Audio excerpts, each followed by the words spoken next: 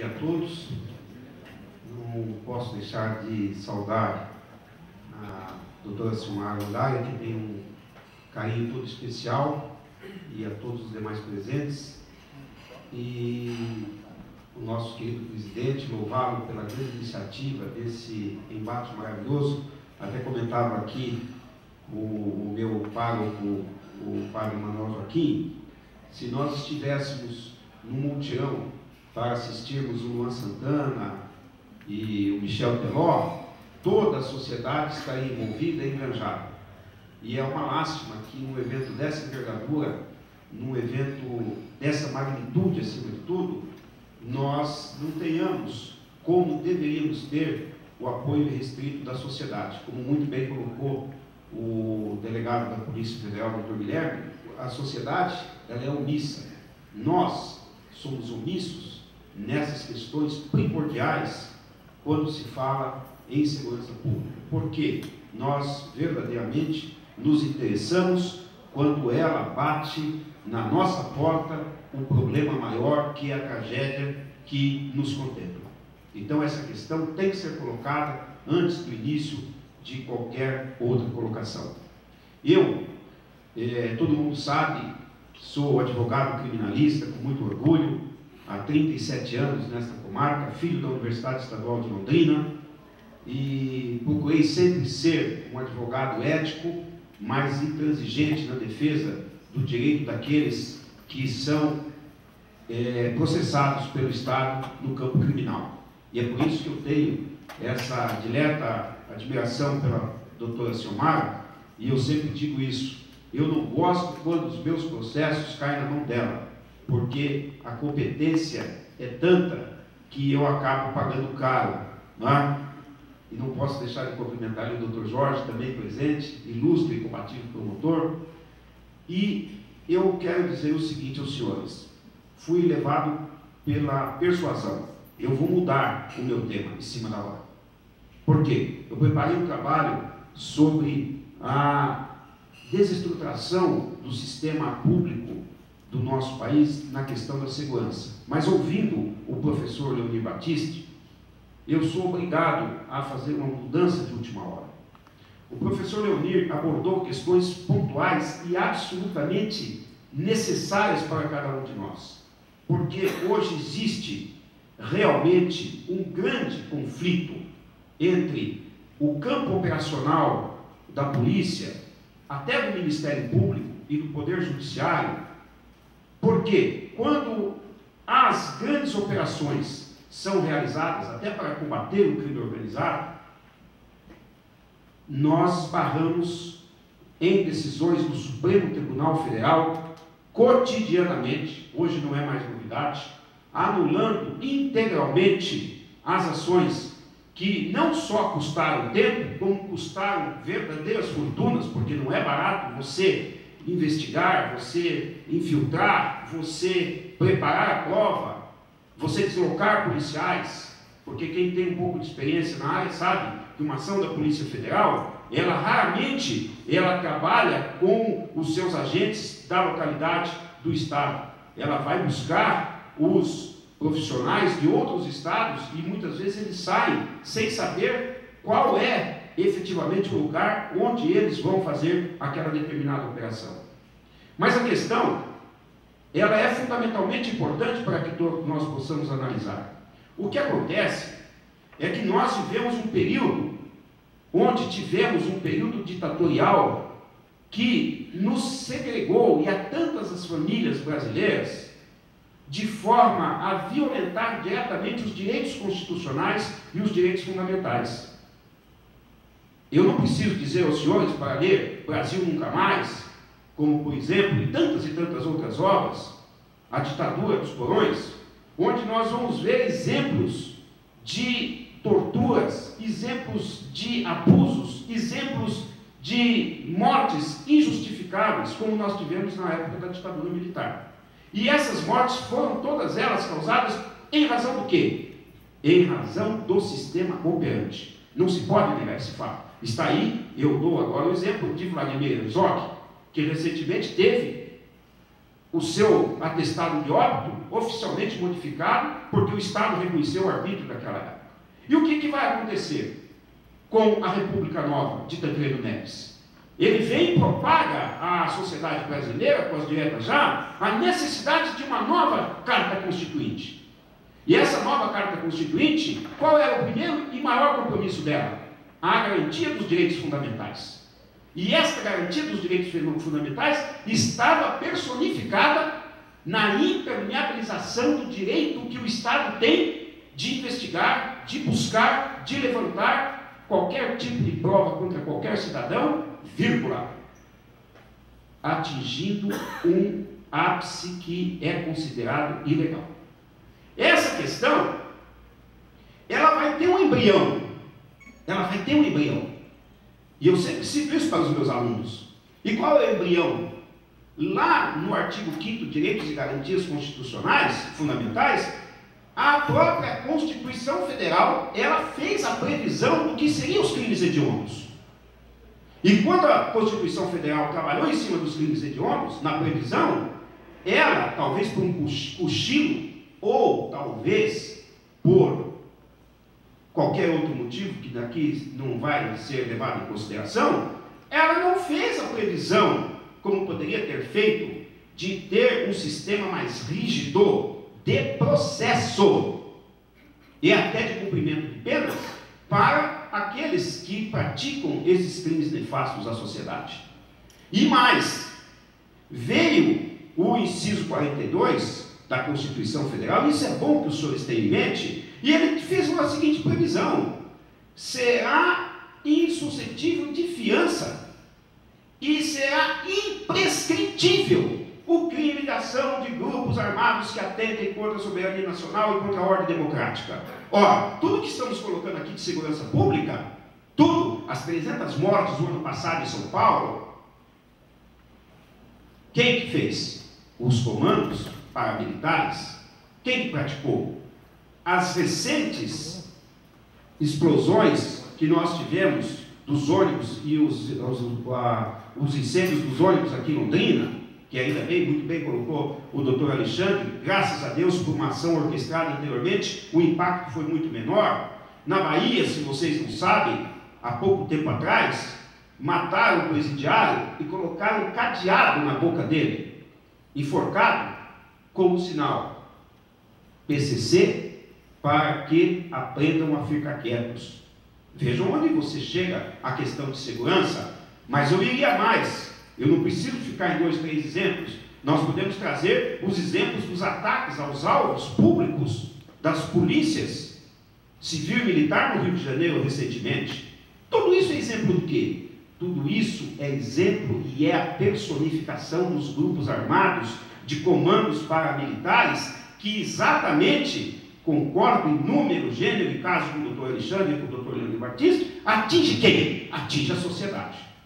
Hoje atinge a sociedade na pessoa de um cidadão que você lê o jornal. Amanhã pode atingir a sociedade dentro da sua própria casa. E aí, o que vai acontecer? A questão, ela tem que ser analisada. Viu, doutor Leandro? Eu tive que mudar a minha pequena conferência em razão da sua palavra. Porque o senhor me persuadiu, quando o senhor colocou com brilhantismo único a questão do enfoque constitucional. E eu estou tentando repassar a essa nova plateia essa questão. O que vai acontecer? A Constituição Federal, ela veio e logo em seguida foi promulgada a Lei dos Crimes Hediondos. E ao promulgar a Lei dos Crimes Hediondos, doutora e doutores, a questão é fundamental e eu chamo a atenção para vocês. Houve a ampliação na Lei dos Crimes Hediondos sobre o aspecto da questão fundamental de liberdade provisória e inclusive do cumprimento do regime de penas. Mas toda a sociedade aceitou bem essa questão. O Supremo Tribunal Federal foi instado à época a discutir essa questão sobre a inconstitucionalidade. E o Supremo Tribunal Federal entendeu, talvez até como medida política naquela época, a questão importantíssima de manter a vedação dos crimes hediondos, da liberdade provisória e depois da progressão de penas. E a sociedade aplaudiu aquela decisão. Só que o casuísmo vai ser o motivo da tragédia dos crimes hediondos mais tarde. Por quê? Veio o crime no Rio de Janeiro, passional, da Daniela Pérez, quando ela foi assassinada pelo Guilherme de Pádua. E houve um movimento muito forte para elevar a categoria de também crime hediondo os crimes de homicídios qualificados. E todos nós sabemos que não é todo crime de homicídio qualificado que o cidadão é marginal, que é bandido, porque é um crime de ímpeto, é um crime de momento, e nem sempre só o marginal comete o crime. E essa questão vai trazer reflexos mais tarde, porque o próprio Supremo Tribunal Federal, acompanhado pelo STJ e pelo Tribunal de Justiça, começou a fragmentar a lei dos crimes hediondos nessa questão da liberdade provisória. E aí, onde entra um boi, onde passa um boi, passa uma boiada. O que aconteceu? A lei começou a se despersonificar, até que finalmente, em 2006, 2007, houve novamente a chamada do Supremo Tribunal Federal para interferir nessa questão fundamental. E qual foi a decisão? Entendeu que era inconstitucional a lei quando vedava essa questão primordial aos crimes hediondos, que abarca toda esta situação fundamental dos crimes organizados, porque crime organizado, gente, tem que ser elevado à categoria máxima de hediondez. Não precisaria aqui falar a vocês que talvez muitos dos senhores não saibam, mas a morte do juiz e presidente prudente, até meu xará, o doutor Antônio José, que era juiz da vara de execuções penais, muitos talvez não sabem por que ele morreu, mas eu vou contar para o senhor. Em São Paulo, por uma portaria, foi ampliado o chamado RDD, regime diferenciado. E este regime diferenciado, que a LEP sempre, desde 1984, estabelecia um prazo, o Estado de São Paulo elevou o tempo de medida constritiva ao preso para 1 ano.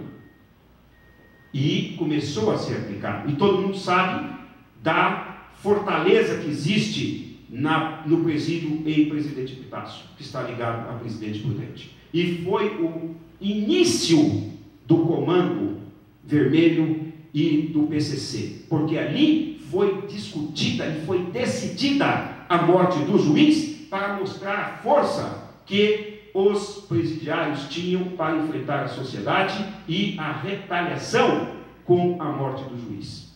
E eu posso falar isso de cátedra, porque eu tive informações de dentro do Ministério Público do Estado de São Paulo, de pessoas intimamente ligadas à minha pessoa, que me revelaram esse fato. E essa é uma questão que acendeu, que aflorou. Nós todos participamos vivamente dos inúmeros problemas que vivemos nessa década, principalmente, dos ataques constantes, repetitivos e, acima de tudo, covardes, como é a prática do terrorismo, sobre a sociedade como um todo.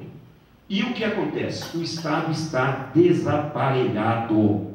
O Estado, de uma maneira geral, principalmente, muitas vezes eu falo nas minhas conferências, nós temos a justiça do rico e temos a justiça do pobre, e aí todo mundo aplaude, e eu falo, gente, vocês estão enganados, não é bem assim. Quando eu falo a justiça do rico, é a justiça federal, e a justiça do pobre é a justiça dos promotores da justiça comum, e é a justiça do juiz de justiça comum, porque a justiça federal é outra instituição, outro gabarito, não gabarito de competência, gabarito de estrutura.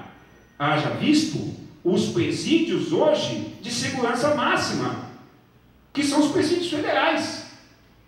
Vocês nunca ouviram e não vão ver, jamais, ou ler qualquer tipo de problema nos presídios federais de segurança máxima. Por quê? Porque é tecnologia de primeiro mundo. Tecnologia de primeiro mundo. O cidadão, ele fica isolado na sua pena, na sua cela, individualmente, monitorado 24 horas por dia, detectores de metais de última geração, que conseguem detectar qualquer tipo de pó que venha na roupa do cidadão, um pozinho que venha. Aqui, o que acontece? Todos nós sabemos e não podemos, de maneira nenhuma, falsear a verdade ou simplesmente não querer livrar quem quer que seja. Nos presídios comuns, que são verdadeiros depósitos de gente, o que acontece? A mulher entra com o celular na vagina, o cidadão entra com o celular no ânus, o cidadão tem direto acesso à droga em função da necrose que existe nos sistemas. Não é o agente penitenciário que é culpado, não é o diretor do presídio que é culpado, não é o juiz da vara de execução penal que é culpado. Muito pelo contrário. Olha aqui o exemplo. Londrina, segunda ou terceira maior cidade do sul do país, nós não temos uma unidade para o regime semiaberto. O que o juiz é obrigado a fazer? O cidadão é condenado a uma pena de 4 anos e 1 dia, até 8 anos, é o direito dele para o regime semiaberto. Só que não tem o regime semiaberto. O que acontece? O juiz é obrigado a deixar o cidadão em liberdade, porque não tem onde hospedar o cidadão. Agora, 25 anos depois, quase 29 anos depois, lei de execução penal é de 1984, nós estamos em 2013, foi criado aqui no antigo 2º distrito, sem a menor estrutura, uma unidade que diz que é para recepcionar o regime semiaberto. E eu ontem, conversando com o meu colega do Departamento de Direito da UEL, o doutor Eduardo Diniz, que é o promotor da VEP, ele me disse: professor Amaral, já está lotado, vamos ter que daqui para frente achar uma situação, porque não tem onde colocar os presos, então vai ter que voltar para a portaria para deixar em liberdade. Então veja bem, o cidadão ele é condenado ao regime semiaberto, ele deveria trabalhar durante o dia e à noite ele está ali para ter conferências, palestras, cursos, dormir, sentir o peso da justiça. Ele, como não tem a unidade, o que vai acontecer? Ele fica em liberdade. Quer dizer, para ele a pena acaba sendo mais branda do que para o cidadão que hoje presta o serviço à comunidade. Então essas desigualdades são desigualdades, queridos, que não é o juiz o culpado, não é o Ministério Público o culpado. O grande responsável é o executivo, que tem que se conscientizar que só resolve essa questão com muito dinheiro, com muito investimento, porque se não houver investimento, não para nós, não para nós, não para minha norinha que está ali com o meu filho, talvez para os netos que um dia virão, para todos nós aqui, porque essa é uma questão, é um canto que nós estamos vivendo. Está ali o professor Dalben, que eu tive a honra de ser professor dele em 1998, e já discutimos esse assunto, professor, e não se mudou absolutamente nada. Então, a questão é de interesse do executivo, de ter como prioridade maior essa questão da segurança. E para se resolver essa questão, além do que eu falava agora há pouco com o padre Manuel Joaquim, comprometimento e confiabilidade. Comprometimento do governo em investir e confiabilidade nos homens que vão gerar a necessária e tão sonhada paz social que todos nós pedimos. E eu termino dizendo o seguinte para vocês todos: não são as instituições que são grandes. O que torna uma instituição grande são os homens que compõem a instituição. Então aí todos nós temos o nosso trabalho, a nossa função social. Eu digo isso, terminando, pelo nosso pároco, o padre Manuel Joaquim. A nossa comunidade, lá da região do shopping, nós não tínhamos a palavra de Deus. Nós tínhamos que ir buscar a palavra em outras paróquias. O padre Manuel Joaquim chegou com a sua forma didática e às vezes até muito radical, e hoje nós temos uma família cristã naquela região. Por quê? Nós temos o comprometimento, a confiabilidade e, acima de tudo, a dedicação. Muito obrigado a todos.